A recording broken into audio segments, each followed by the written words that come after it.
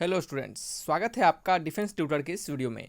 आज के इस वीडियो में हम आपको बताएंगे एयरफोर्स ग्रुप सी के लिए न्यूमेरिकल एप्टीट्यूड यानी आपके मैथमेटिक्स के चैप्टर एरिया बेस्ड के प्रैक्टिस सेट नंबर 5 को।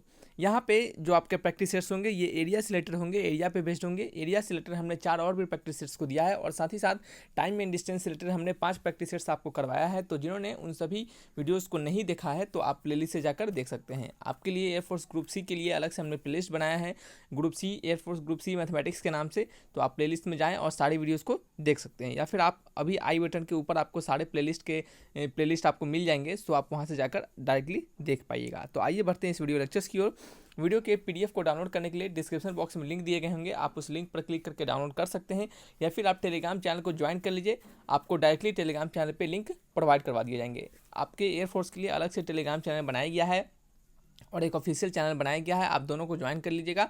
आपको दोनों पर आपके वीडियोस के पीडीएफ और साथ ही साथ आपके जो भी लेटेस्ट इन्फॉर्मेशन होते हैं आपकी एग्जामिनेशन के रिगार्डिंग, वो सभी आपको मिलते रहेंगे। तो आइए बढ़ते हैं वीडियो लेक्चर्स की ओर। पहला क्वेश्चन है यहाँ पे लिखा जा रहा है कि the ratio between the length and the breath of a rectangular park is 3:2। कहा जा रहा है कि लेंथ और ब्रेथ किसी रेक्टेंगुलर पार्क का रेशियो उनका 3:2 दिया जा रहा है। तो इफ़ अ मैन, यदि man cycling along a boundary of the park at the speed of 12 kilometre per hour, एक आदमी है जो कि क्या कर रहा है, उस पार्क के बाउंड्री के चारों ओर क्या कर रहा है, 12 किलोमीटर प्रति घंटे की रफ्तार से वो मूव कर रहा है और कंप्लीट कर रहा है एक राउंड 8 मिनट के अंदर।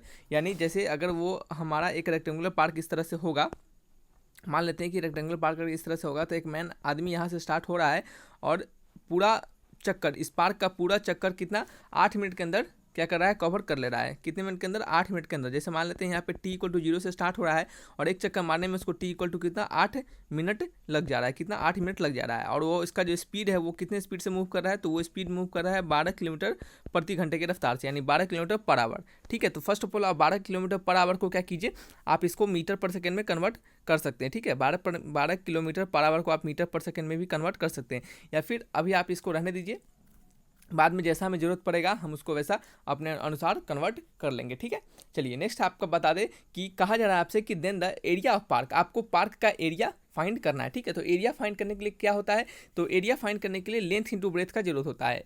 रेक्टेंगुलर पार्क का एरिया क्या होता है, रेक्टेंगल का एरिया क्या होता है, area of rectangle equal to length into breadth. अगर हमें लेंथ और ब्रेथ पता चल जाए तो दोनों को मल्टीप्लाई करके हम एरिया फाइंड कर पाएंगे।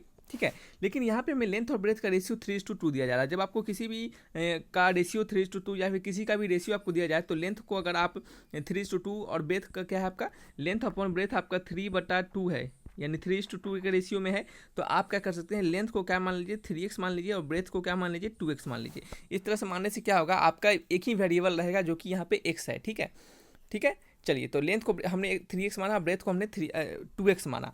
यहाँ पे कहा जा रहा है कि उस ऑब्जेक्ट यानी सॉरी वो जो मैन है वो इस पूरे रेक्टेंगुलर पार्क को कितने 12 किलोमीटर प्रति घंटे की रफ्तार से 8 मिनट में कवर कर ले रहा है। ठीक है, तो हम कह सकते हैं कि पेरीमीटर जो होगा, ठीक है, पेरीमीटर जो होगा, पेरीमीटर किसका, perimeter rectangular park, perimeter of rectangular park क्या होगा, वो होगा distance cover by a man in 8 minute.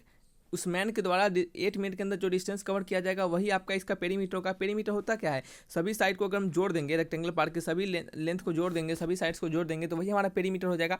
और ये जो मैन है, ये जो व्यक्ति है, वो 8 मिनट के अंदर पूरा चक्कर लगा दे रहा है, पूरा कवर कर दे रहा है। तो पूरा जो इसके द्वारा डिस्टेंस ट्रेवल होगा वो किसके बराबर होगा, वो आपके पेरीमीटर ऑफ रेक्टेंगुलर पार्क के बराबर होगा। तो हम यहाँ पे लिख सकते हैं कि पेरीमीटर इज इक्वल टू क्या होगा, डिस्टेंस ट्रेवल, ठीक है, डिस्टेंस ट्रेवल या फिर डिस्टेंस कवर्ड इन 8 मिनट, यही होगा पेरीमीटर उसका। ठीक है, तो नेक्स्ट पेज लेते हैं, यहाँ पे हम आपको बता के दिखाते हैं कि अब कैसे करना है हमें। तो हमें पेरीमीटर निकल जाएगा। ठीक है, पेरीमीटर अब हमें पता चल जाएगा। तो पेरीमीटर क्या हो जाएगा, पेरीमीटर हो जाएगा डिस्टेंस ट्रेवल। तो डिस्टेंस ट्रेवल कैसे निकालेंगे, तो डिस्टेंस इज इक्वल टू होता है स्पीड इनटू टाइम। ठीक है, स्पीड हमारा क्या है 12 किलोमीटर है। ठीक है, 12 क्या है किलोमीटर है प्रति घंटा, और आपका टाइम कितना है, टाइम है 8 मिनट। तो आपको क्या करना है, इस 8 मिनट को आवर में कन्वर्ट करने के लिए 60 से भाग कर देना है। ठीक है, तो ये हमारा क्या हो जाएगा, डिस्टेंस हो जाएगा। तो हम यहाँ पे क्या लिखेंगे 12 × 8/60, 12 × 8/60, ये क्या हो जाएगा हमारा डिस्टेंस ट्रेवल हो जाएगा। ठीक है, और आपको बता दें कि ये हमारा किस में निकलेगा, ये हमारा आवर में निकला, क्या मिला, ये हमारा आवर में निकला। डिस्टेंस जो है ये 12 किलोमीटर पर आवर है और ये क्या है 8/60 है। ठीक है, तो ये हमारा जो पेरीमीटर निकलेगा, पेरीमीटर की डिस्टेंस होता है, तो ये डिस्टेंस हमारा किलोमीटर निकलेगा, तो हम किलोमीटर क्या करेंगे, मीटर में कन्वर्ट करेंगे। तो 12 गुने 8/60 गुने क्या करेंगे, इसको 10⁻³ से गुना कर देंगे, तो ये हमारा क्या हो जाएगा, मीटर में हो जाएगा। हमको यहाँ पे किलोमीटर, हम कह सकते हैं कि हमको यहाँ पे सेकेंड में कन्वर्ट करने की जरूरत नहीं पड़ा। क्यों जरूरत नहीं पड़ा, क्योंकि ये भी हमारा 12 किलोमीटर पर आवर में है, और ये क्या है हमारा, ये भी आवर में मिल गया टाइम। तो आवर का टाइम और ये 12 किलोमीटर पर आवर का जो आवर है वो दोनों कट जाएगा, वैल्यू हमारा क्या मिल जाएगा, किलोमीटर में मिल जाएगा। और किलोमीटर को हम मीटर में डायरेक्टली कन्वर्ट कर पाएंगे। ठीक है, तो क्या कीजिए, हमने इसको 10⁻³ से इसको मल्टीप्लाई कर दिया। ठीक है, चलिए, तो ऐसा हमने किया। देन फिर पेरीमीटर निकालेंगे। पेरीमीटर वो क्या हो जाएगा, इसको कैलकुलेट करने के बाद आपको 1600 मीटर आपको इसका पेरीमीटर मिल जाएगा। 1600 इसका मीटर इन क्या हो जाएगा, आपका पेरीमीटर आपको मिल जाएगा। पेरीमीटर का फॉर्मूला आपको पता होगा, क्या पता है, 2 × length plus breadth, 2 × length plus breadth, ये पेरीमीटर का फॉर्मूला होता है। और ये आपका 1600 के बराबर है। तो लेंथ को क्या हमने माना है 3x और ब्रेथ को 2x, ये क्या हो गया 5x, और ये क्या होगा 2 से भाग कर देंगे तो 2 × 16। ठीक है, ये 800 हो गया। तो x का वैल्यू कितना हो गया, x का वैल्यू मिल गया आपका 160। x का वैल्यू क्या मिल गया आपको, 160 मिल गया। तो जब x का वैल्यू मिल चुका है हमें, तो लेंथ का वैल्यू मिल चुका है। लेंथ का वैल्यू क्या है 3 × x, यानी 3 × 160। तो 3 × 160 कितना होगा, 480। ब्रेथ का वैल्यू कितना है 2 × x, यानी 2 × 160। तो 2 × 160 कितना आता है, 320। ये क्या हो गया आपके, ये भी मीटर में हो जाएंगे, सभी क्या होंगे आपके मीटर में हो जाएंगे। देन फिर क्या करना है हमें, अब हमें करना है इसका एरिया फाइंड करना है। तो एरिया क्या होगा, एरिया होता है लेंथ इंटू ब्रेथ, यानी 480 × 320, और ये क्या हो जाएगा, मीटर स्क्वायर में हो जाएगा। तो 480 × 320 का वैल्यू कितना आता है, 153600 मीटर स्क्वायर। क्या होगा, 153600 मीटर स्क्वायर। ऑप्शन मैच करेंगे, option number D is the correct answer. ठीक है, समझ में आ रहा है आपको, कोई डाउट नहीं होना चाहिए। कैसे बनाना है, क्या करना है आपको, आज अब शायद समझ में आ गया होगा। फिर भी कोई डाउट होगा तो कमेंट बॉक्स में लिखिएगा। हमें हमने एक एक स्टेप्स को यहाँ पे लिख कर बताया है ताकि किसी को भी डाउट ना हो पाए। ठीक है, नेक्स्ट क्वेश्चन है क्वेश्चन नंबर 2। इसमें लिखा जा रहा है कि the percentage increase in area of a rectangle if each of its size increase by 20%। कहा जा रहा है कि कितना एरिया में इंक्रीमेंट होगा किसी रेक्टेंगल का यदि उसके हम प्रत्येक साइड्स को, यानी प्रत्येक भुजाओं को क्या करें, 20% से इंक्रीज कर दे। तो थोड़ी देर के अगर मानते हैं कि लेंथ अगर उस रेक्टेंगल का x है और ब्रेथ क्या है, ब्रेथ उस रेक्टेंगल का y है। ठीक है, तो नया जो लेंथ हो जाएगा जिसको कि हम L' कहेंगे, वो क्या हो जाएगा, उसमें 20% का इंक्रीमेंट हो जाएगा, यानी x + 20% ऑफ x/100 ऐसा हो जाएगा। तो ये कितना हो जाएगा, ये आपका हो जाएगा 6x/5। ब्रेथ कितना हो जाएगा, ये y प्लस इसमें भी 20% का इंक्रीमेंट हो जाएगा, तो 20/100 इंटू y, तो ये कितना हो जाएगा आपका, ये हो जाएगा 6y/5। लेंथ और ब्रेथ, हमें नया लेंथ और ब्रेथ मिल गया। ठीक है, हमें क्या निकालना है, परसेंटेज इंक्रीज निकालना है। परसेंटेज इंक्रीज क्वेश्चन नंबर 2 का यह आंसर है। तो परसेंटेज इंक्रीज कैसे फाइंड करेंगे, परसेंटेज इंक्रीज कैसे फाइंड करेंगे, तो यहाँ पे हम आपको परसेंटेज इंक्रीज का फॉर्मूला लिखते हैं कि किसी भी का परसेंटेज निकालना, किसी भी आपके जो भी आपके क्वांटिटी हो उनका परसेंटेज निकालने के लिए कहा जाए, तो परसेंटेज निकालने के लिए क्या करते हैं, बाद वाला जो बाद वाला वैल्यू आता है उसमें से क्या करते हैं, पहले वाला वैल्यू को घटाते हैं और अपॉन क्या करते हैं, पहले वाला वैल्यू गुने इसको क्या करते हैं 100 कर देते हैं। यही हमारा परसेंटेज होता है। ठीक है, अब ए डैश क्या है, बाद वाला एरिया। बाद वाला एरिया कहने का मतलब, अब देखिए हमने इसमें ए डैश माइनस एक क्यों किया, क्यों इसलिए किया क्योंकि सभी लेंथ और ब्रेथ में अगर इंक्रीमेंट हो रहा है तो एरिया का वैल्यू होता है लेंथ इंटू ब्रेथ। अगर लेंथ बढ़ गया, ब्रेथ बढ़ गया, तो एरिया भी बढ़ जाएगा। तो बाद वाला एरिया हमारा ज़्यादा मिलेगा पहले वाले एरिया की अपेक्षा। तो इसका आंसर हमने ए डैश यानी बाद वाला एरिया में से पहले वाला एरिया को घटाया, अपॉन क्या किया हमने, पहले वाला एरिया किया। तो याद रखिएगा, परसेंटेज निकालने का तरीका होता है कि जो ज़्यादा होता है, जो बड़ा होता है, उसमें से छोटे वाले को घटाते हैं और नीचे क्या करते हैं, सबसे जो स्टार्टिंग वाला होता है यानी जो आपका पहला जो क्वांटिटी होता है उससे डिवाइड करते हैं। ठीक है, इनिशियल वैल्यू से डिवाइड करते हैं। ठीक है, और नीचे ये इनिशियल वैल्यू हमेशा होगा। जैसे इनिशियल एरिया कितना होगा, इनिशियल एरिया यहाँ पे आपको हम लिख दिया आपके लिए अगर, तो इनिशियल एरिया कितना होगा, तो इनिशियल एरिया होगा लेंथ इंटू ब्रेथ। लेंथ को ब्रेथ को क्या माना है हमने, x इंटू वाई माना है। तो इनिशियल एरिया हमारा क्या होगा, एक्स वाई होगा, यानी ए का वैल्यू क्या मिलेगा, ए का वैल्यू हमें मिल गया x into Y.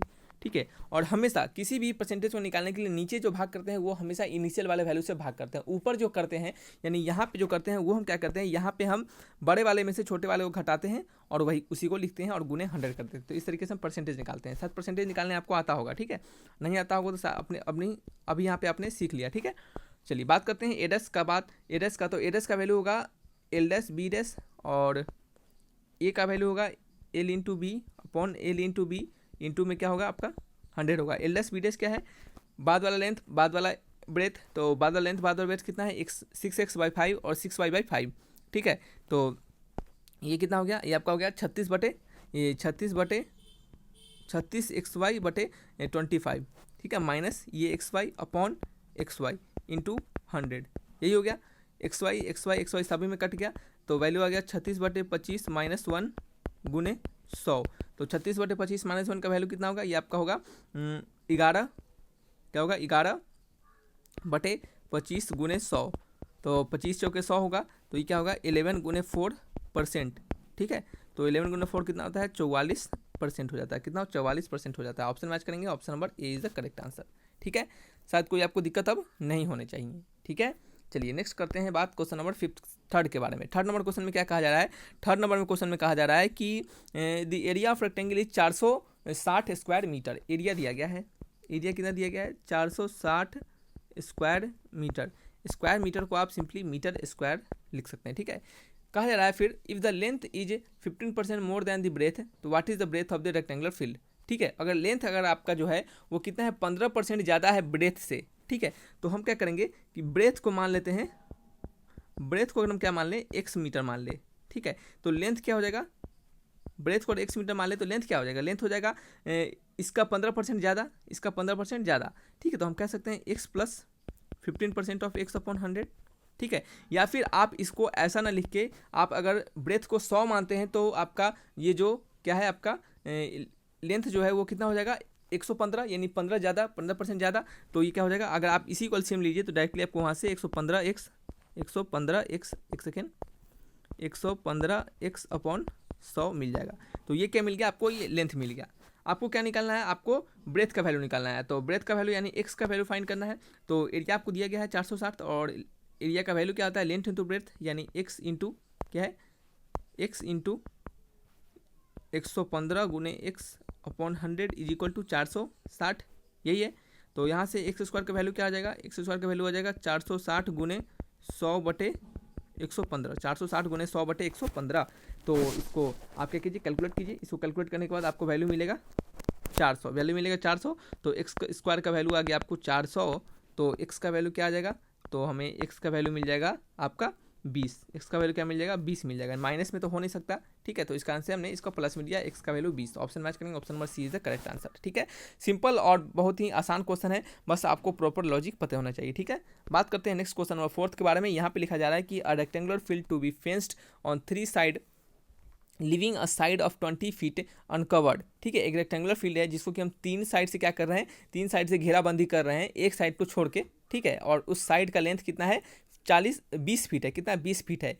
If the area of field is 680 square feet, अगर उस फील्ड का एरिया जो है 680 स्क्वायर फीट दिया गया है, तो how many feet of fencing will be required, तो कितना फीट का फेंसिंग हमें करना पड़ेगा। तो ये क्वेश्चन बहुत ही लल्लू टाइप का है, बहुत ही आसान क्वेश्चन है। अगर आप इसको 2 बार पढ़ लेते हैं, क्वेश्चन एक बार भी अच्छे से पढ़ लेते हैं, तो आपको डेफिनेट तौर पे इसका सॉल्यूशन पता कर लीजिएगा। ठीक है, तो समझिएगा बातों को। कहा जा रहा है यहाँ पे कि अगर एक रेक्टेंगुलर पार्ट को हम फेंसिंग कर रहे हैं 3 साइड से और एक साइड छोड़ दे रहे हैं, और एक साइड जो अनकवर रह रहा है उसका लेंथ कितना है 20 फीट है, उसका लेंथ कितना है 20 फीट है। तो हम मानते हैं कि इस तरह से रेक्टेंगुलर फील्ड होगा हमारा। इसको हमने क्या किया, इसको हमने सभी तरफ से क्या किया, सभी तरफ से इसका घेराबंदी किया। ठीक है, सभी तरफ से घेराबंदी किया और एक तरफ छोड़ दिया, और एक तरफ मान लीजिए यही एक तरफ हमने छोड़ दिया, तो इसी तरफ का लेंथ का हमें बता रहा है जो वैल्यू वो कितना है 20 फीट है, कितना है 20 फीट है। तो कहने का मतलब ये हमें लेंथ का वैल्यू 20 फीट दे रहा है, लेंथ का वैल्यू में क्या दे रहा है 20 फीट दे रहा है। आप ब्रेथ भी मान लीजिए, कोई फर्क नहीं पड़ता है। ठीक है, और लेंथ का वैल्यू क्या दे रहा है हमें 20 फीट दे रहा है, और आपसे कहा जा रहा है कि कितना हमको, और एरिया का वैल्यू आपको कितना दिया जा रहा है 680 फीट इसका स्क्वायर। ठीक है, फिर आपसे क्या कहा जा रहा है कि आपको बताना है कि कितना फीट हमें फेंसिंग करना पड़ेगा। यानी क्या करें, अगर हम इसका वैल्यू जोड़ दें तो हमें पता चल जाएगा कितना फीट हमें फेंसिंग करना पड़ेगा, यानी कितना फीट हमें घेराबंदी करना पड़ेगा। तो चलिए हम निकाल लेते हैं। एरिया का वैल्यू होता है लेंथ इंटू ब्रेथ। तो 680 को क्या करेंगे, लेंथ गुने ब्रेथ से मल्टीप्लाई करेंगे। तो लेंथ हमें 20 फीट पता है, ब्रेथ हमें नहीं पता है, तो इसको हम बी मान लेते हैं। तो बी का वैल्यू क्या मिल गया, बी का वैल्यू हमें मिल गया यहाँ से 34 फीट। क्या मिल गया 34 फीट, बी का वैल्यू हमें 34 फीट मिल गया। ठीक है, देन फिर हमें क्या करना है, हमें अब पता करना है कि कितना हमें क्या करना है, फीट को रिक्वायर चाहिए, कितना हमें फीट चाहिए टोटल को फेंसिंग करने के लिए, यानी कितना हमने टोटल फेंसिंग किया है। तो टोटल फीट फॉर फेंसिंग लिखेंगे।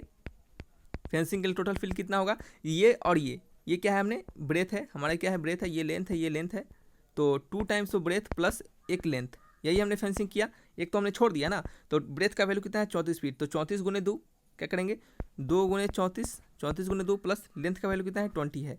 तो इसको क्या करेंगे, कैलकुलेट करेंगे। तो कैलकुलेट करने पे वैल्यू कितना आएगा, ये आपका वैल्यू आएगा 88 फीट यानी 88 फीट। ठीक है, तो 88 फीट आ रहा है। ऑप्शन मैच कीजिएगा, option number B is the correct answer. ठीक है, देख सकते हैं सिंपल क्वेश्चन, 2 से 3 लाइन के अंदर हमने इसे बनाया है, तो इसमें कोई डाउट आपको शायद नहीं होना चाहिए अब। ठीक है, बात करेंगे नेक्स्ट क्वेश्चन नंबर 5 के बारे में। 5 नंबर क्वेश्चन में कहा जा रहा है कि वी नो, क्या करते हैं, सबसे पहले हम जानते हैं कि जो पेरीमीटर होता है किसी स्क्वायर का वो क्या होता है, वो क्या होता है पेरीमीटर स्क्वायर। पेरीमीटर स्क्वायर क्या होता है, सम ऑफ ऑल साइड्स 4 × L। ठीक है, तो हम यहाँ पे बताएंगे क्वेश्चंस के अनुसार कि क्वेश्चंस में कैसे कैसे क्या कहा जा रहा है और कैसे कैसे में क्या निकालना है। तो पढ़िएगा क्वेश्चंस को खुद से एक बार, ताकि क्या हो आपको थोड़ा समझ में आए। ठीक है, तो चलिए पढ़ते हैं। यहाँ पे है the perimeter of 2 square are 40 centimetre and 32 centimetre. Perimeter 2 square का 40 सेंटीमीटर और 32 सेंटीमीटर दिया जा रहा है। ठीक है, तो मानते हैं कि P1 का वैल्यू, एक पहला पेरीमीटर किसी स्क्वायर का P1 माना हमने और दूसरे को P2 माना, सभी का वैल्यू यहाँ पे हमने लिखा। देन फिर कहा जा रहा है find the perimeter of third square whose area is equal to difference of the area of 2 squares. ठीक है, आपको एक थर्ड स्क्वायर का पेरीमीटर बताना है, एक थर्ड स्क्वायर का पेरीमीटर बताना है जिसकी क्या है, जिसका जो कहा जा रहा है हुज एरिया, जिसका जो एरिया है वो इक्वल है किसके, difference of the area of 2 square, वो 2 एरिया के स्क्वायर के डिफरेंस का। ठीक है, 2 एरिया के स्क्वायर के डिफरेंस का। फिर से पढ़ते हैं एक बार कि find the perimeter of third square. Third square के पेरीमीटर बताना है जिसका कि एरिया जो है वो इक्वल है difference of area of 2 square. Sorry, कहा जा रहा है कि उस थर्ड स्क्वायर का आपको एरिया बताना है। थर्ड स्क्वायर का क्या बताना है, आपको पेरीमीटर बताना है। थर्ड स्क्वायर का पेरीमीटर बताना है कि, और वो जो थर्ड स्क्वायर का एरिया जो है वो क्या है, डिफरेंस इक्वल है किसके, ये दोनों जो स्क्वायर हैं आपके उनके एरिया के डिफरेंस के। ठीक है, तो कहने का मतलब यही हुआ कि थर्ड स्क्वायर के पेरीमीटर अगर हमने P3 माना तो ये जो P3 है वो इक्वल है difference of the area of 2 square, यानी ये दोनों स्क्वायर हैं उनके एरिया के डिफरेंस का। मान लेते हैं A1 square minus A2 square, sorry square नहीं करना है। ठीक है, A1 माइनस A2 इन दोनों के एरिया के डिफरेंस के बराबर है। ठीक है, perimeter of third square whose area is equal to perimeter of difference of the area of third, यानी ये A3 जो है वो इक्वल है A1 माइनस A2 के। समझ में आ रहा है। ठीक है, तो इसमें थोड़ा सा ज़्यादा कन्फ्यूजन क्रिएट हो गया होगा, हमने गलत पढ़ लिया था क्वेश्चंस को एक बार फिर से समझा के बताएंगे आपको कि यहाँ पे कहा जा रहा है कि दो पेरीमीटर यानी 2 स्क्वायर का पेरीमीटर हमें P1 P2 दिया गया है 40 सेंटीमीटर 32 सेंटीमीटर। क्वेश्चन में कहा जा रहा है कि आपको थर्ड स्क्वायर का पेरीमीटर बताना है, और कहा जा रहा है कि वो जो थर्ड स्क्वायर है उनके एरिया जो है वो इक्वल है किसके, difference of the area of 2 square, यानी 2 जो अलग स्क्वायर है उनके एरिया के डिफरेंस के। ठीक है, इक्वल है उनके। तो यहाँ से आपको सबसे पहले क्या निकालना है, आपको पेरीमीटर बताना है थर्ड स्क्वायर का। तो कैसे निकालिएगा, तो पेरीमीटर थर्ड स्क्वायर का दिया जा रहा है, तो इस थर्ड स्क्वायर का एरिया कैसे, साइड कैसे निकलेगा, तो इस थर्ड एरिया पहले एरिया का जो साइड निकलेगा वो 40 को हम 4 से भाग कर देंगे तो हमें इसका साइड निकल जाएगा, वो कितना होगा 10 सेंटीमीटर हो जाएगा। ठीक है, उसी प्रकार से ये जो A2 है इसका हमें A2 कैसे निकलेगा, यानी दूसरे वाले स्क्वायर का साइड कैसे निकलेगा, तो 32/4 कर देंगे तो कितना आ जाएगा आपका, ये 8 सेंटीमीटर, ये आपका इनका साइड निकल गया।